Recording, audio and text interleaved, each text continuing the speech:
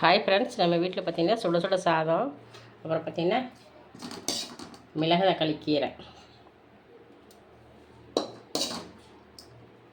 மிளகு தக்காளி கீரை கொஞ்சம்,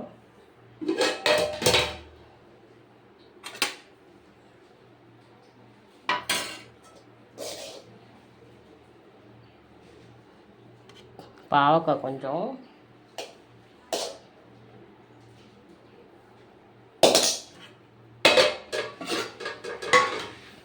அப்புறம் பாருங்கள் பாசிப்பருப்பு சாம்பார்.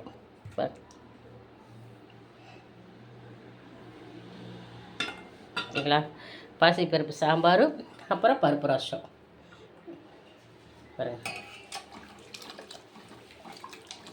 நம்ம வீட்டில் பருப்பு ரசம்னா எல்லாத்துக்குமே பிடிக்கும். அதுக்காக வேண்டி எப்போவுமே பருப்பு ரசம் வச்சிருவேன் நான். ஓகே ஃப்ரெண்ட்ஸ், நம்ம வீட்டில் இன்றைக்கி சாப்பாடு இதுதான். ஓகே ஃப்ரெண்ட்ஸ், நீங்கள் என்ன சாப்பிட்டீங்கன்னு எங்களுக்கு கமெண்ட் பண்ணுங்கள். ஏன்னா நம்ம வீட்டில் சாப்பாடு இது தான். ஓகே ஃப்ரெண்ட்ஸ், வாங்க ஃப்ரெண்ட்ஸ் சாப்பிட்லாம்.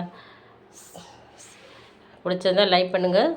பாருங்கள், இது வந்து மிளகு தக்காளி கீரை, சரிங்களா? இது வந்து பாசிப்பருப்பு சாம்பார்.